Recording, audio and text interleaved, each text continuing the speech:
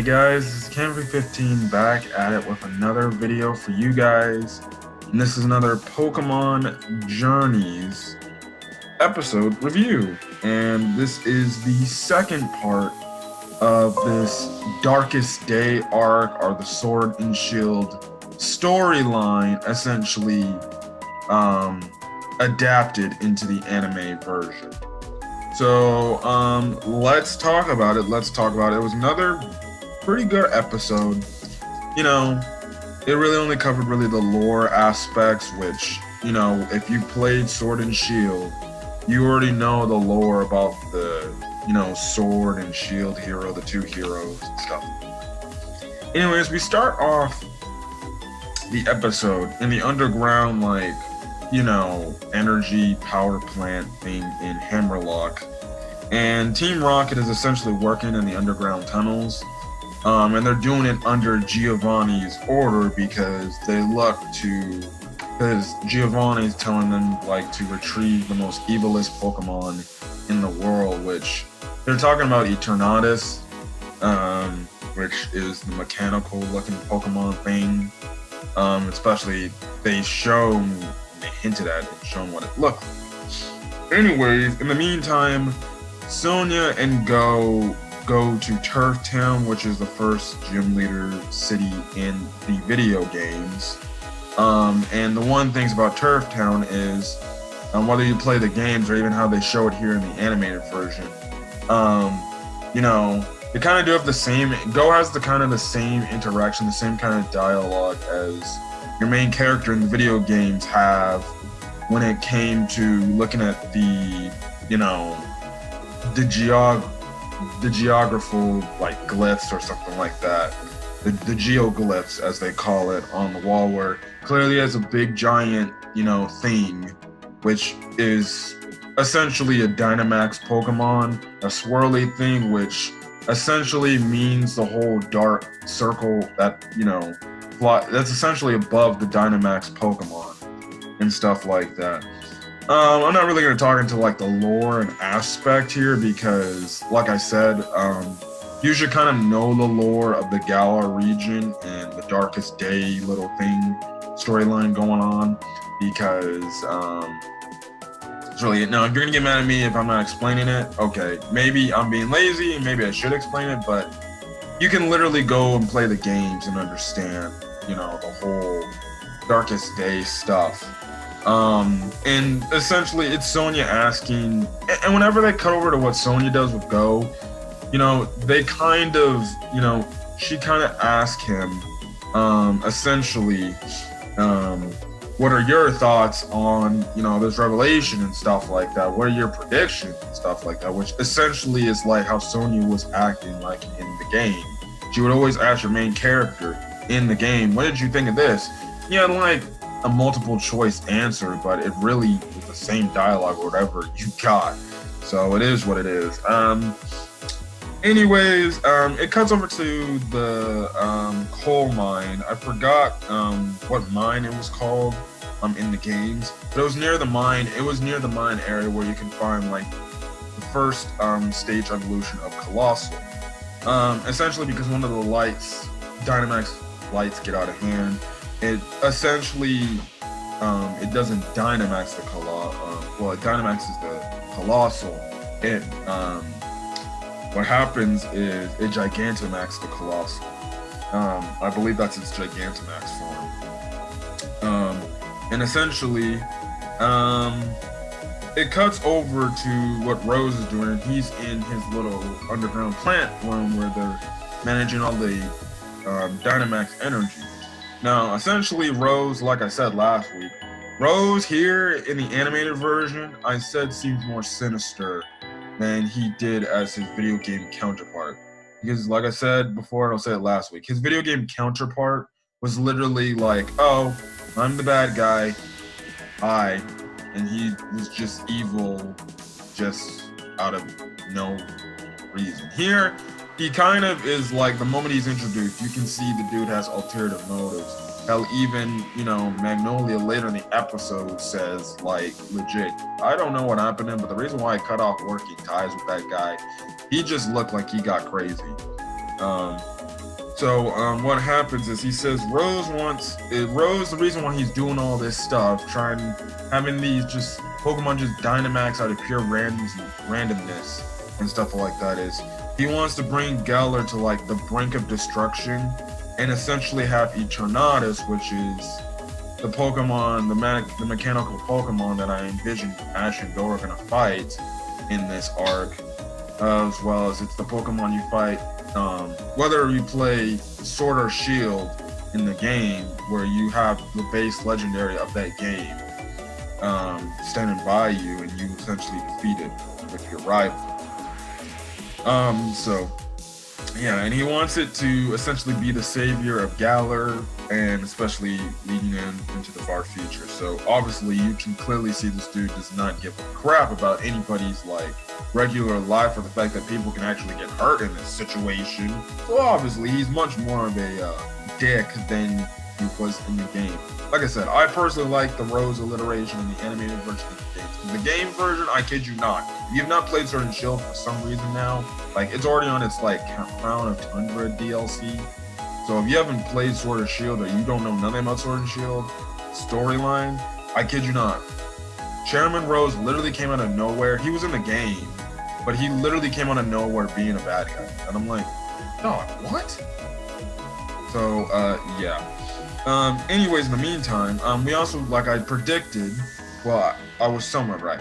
The car essentially tracking Sonya and Go, it isn't the limo from Chairman Rose. It is like, I guess, an agent from the Macros Cosmos, our person who works for Rose, and essentially Olenia tells the driver, listen, just keep trailing them and pay attention to what you're doing and stuff like that. Sonya does ask Go, like, hey, where are you off to? And that's when Go's like, oh, I'm off to Professor Magnolia.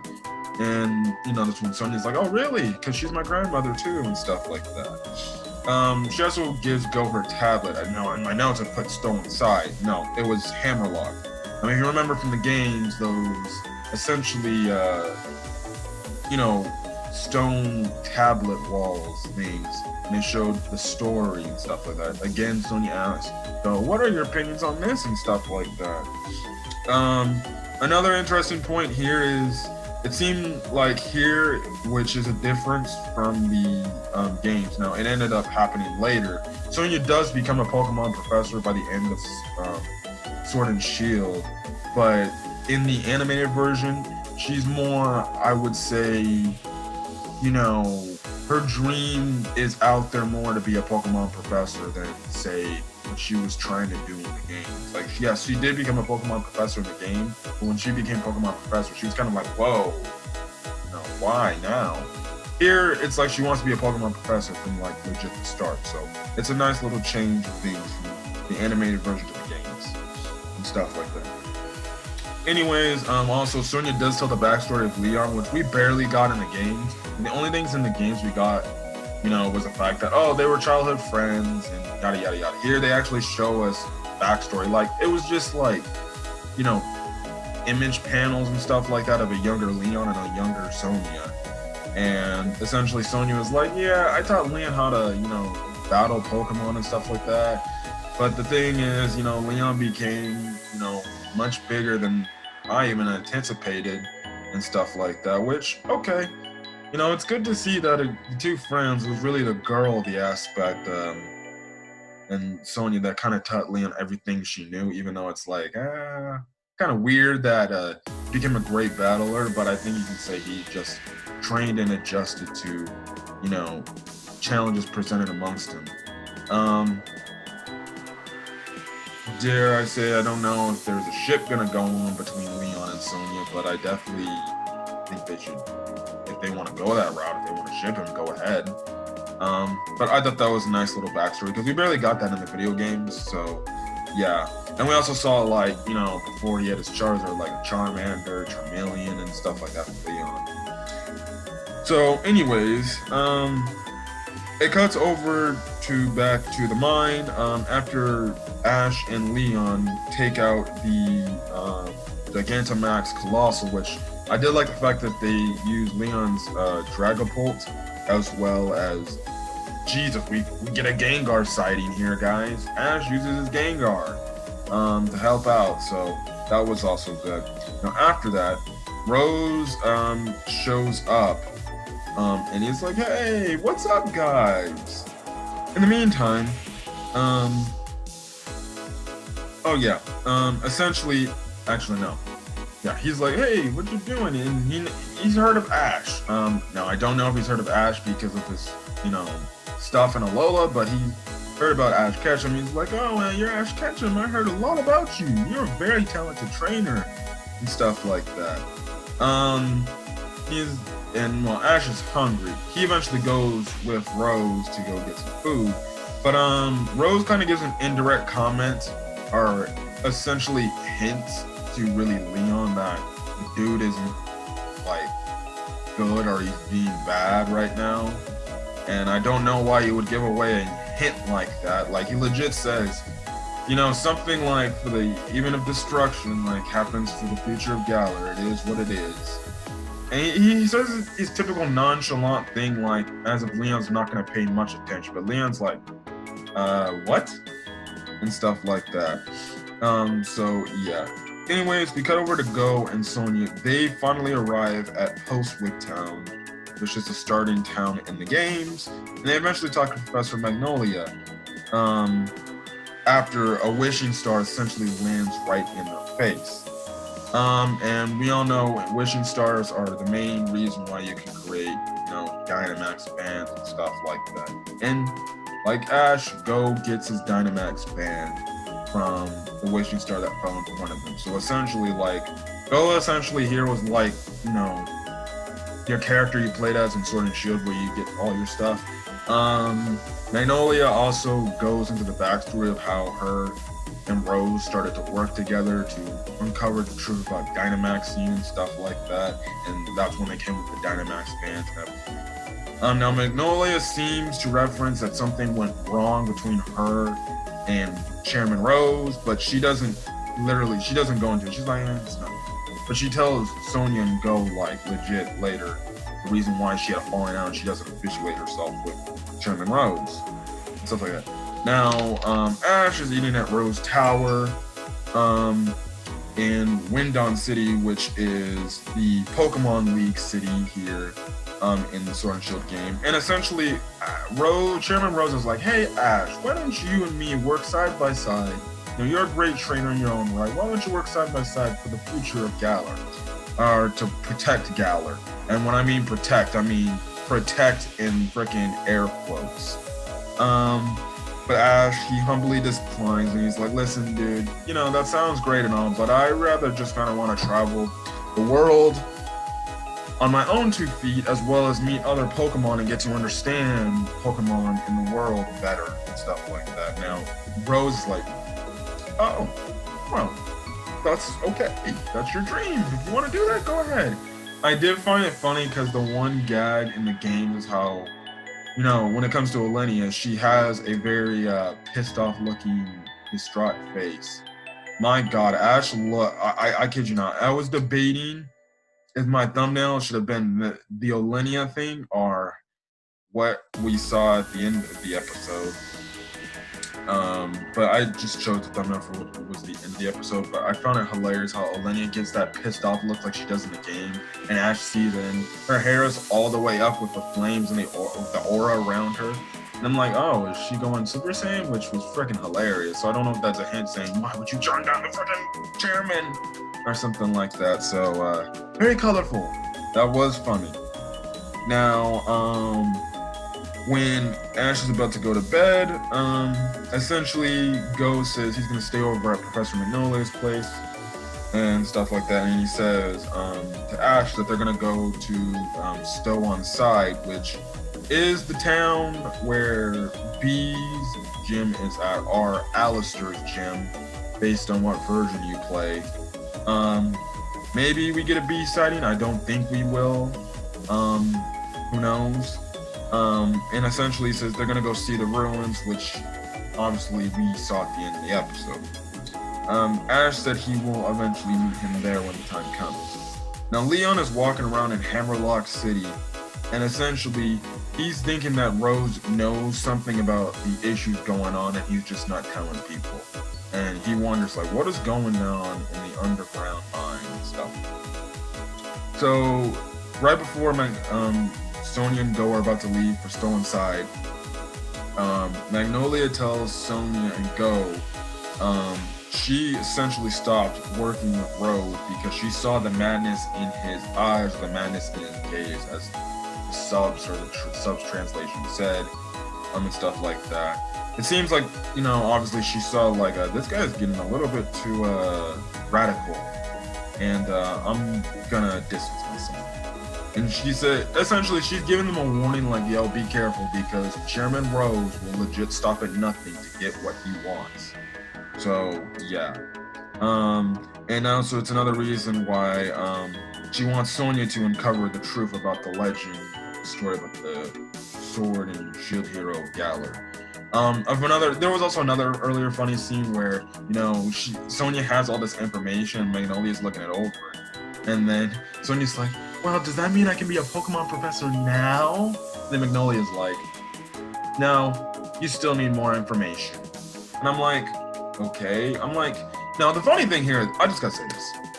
I'm like, well, if you want to know the history so bad, Professor Magnolia, why didn't you learn about the history of these heroes when you were around Sonya's age? And maybe those questions could have been answered.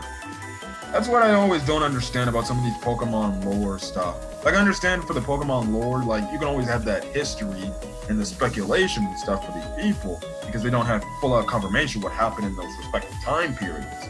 But it's like, you would think after a certain period of time, it's like, you would think you'd find out. But like I said, you know, history is always through pure speculation because we were never there. Would I like to go back into the 1980s and see how America was back then than it is now? Yeah, it might kind of been somewhat the same what is going on now, but definitely was different. You didn't see how events played out, you know, like in full color and stuff like that. So yeah, now they eventually Sonya and Go eventually get to Stolen Side. The Macrocosmos little secret agent guy is like, okay, could you come with us please? Now Sonya and Go are like, hell no. And out of nowhere, for some reason, you can just magically Dynamax your Pokemon in the Galar region in the animated version, like wherever you want, like legit. Literally walks up to the Muriel they're at, brings out his Pokeball, and it starts Dynamaxing. I'm like, whoa. I thought you either Dynamax in the freaking wild area, or you Dynamax when you're doing a gym battle or a league official battle in the Galar region. You just can't randomly just Dynamax your Pokemon out in the open like this. Apparently in the anime version you can. Maybe the reason why is because the Muriel was giving off Galar particles, as Sonya states. Now, the guy brings out a Gigantamax Garbodor, which is interesting because that's Olenia's final Pokemon she uses. So I wonder if that is Olenia's Pokemon given to that secret agent. Because when you fight Olenia in the game, she has a Gigantamax Garbodor. Or Garbodor. Essentially, like I said, Sonya sees that there are Galar particles that are being given off near the Muriel and the ruins and stuff like that. Then Ghost is like, really then? So then he calls back his Reboot, and then he Dynamaxes his Reboot, and essentially you get a battle between Dynamax Reboot versus Gigantamax Garbodor. But because of a Smog attack, I think a G-Max Smog, I think it said, essentially it pushes Reboot back because Reboot's trying to dodge it, but he falls back into the Muriel and stuff like that. And he falls back into the Muriel, and then he breaks, and then like the game, you see what was truly uncovered, what you see the ruined form of Zama, Zenta, and Zacian alongside the heroes and stuff like that. It was a little bit different, like how it was in the game. In the games, Payday was the one using Olenia's Pokemon, or Chairman Rose's Pokemon, to which led to the ruins being destroyed and stuff like that. And that's where the episode ends off, with obviously the ruins being revealed and stuff like that. So next week seems to be like we're gonna get maybe the conclusion of that. Also looking more into that, as well as seems like Ash is already fighting Chairman Rose next week, because you can see he has that. I forgot his elephant Pokemon. I'll have the name for the elephant Pokemon next week. I legit had to look, like I said, I legit had to look up the cities that were here, because I had to retranslate them. Like, whoa, like Stone's Japanese name is called Lateral Town. I'm like, okay, what is Lateral Town in Pokemon? So it's Stone's. I had to look up Colossal because I barely play Sword and Shield. I beat the game and beat the main story, but I barely play Sword and Shield, so I'm not accustomed to, understanding all these different Pokemons and stuff like that. Anyways. Yeah, that seems what it's gonna be happening. I'm interested and shocked that Chairman Rose and Ash are fighting. Maybe, I guess you can say, Chairman Rose is like, you're not going anywhere and stuff like that, and maybe, Ash sees his true intention and stuff like that. So Pikachu is gonna fight that elephant steel Pokemon next week, and yeah, so it's gonna be interesting to see where that goes. So maybe the Darkest Day arc might be shorter than I thought, but who knows? It could still be longer. But so far, like I said, I'm loving this arc, and I'm having a blast watching it. So anyways, I'm gonna get out of here, guys. If you like the video, leave a like.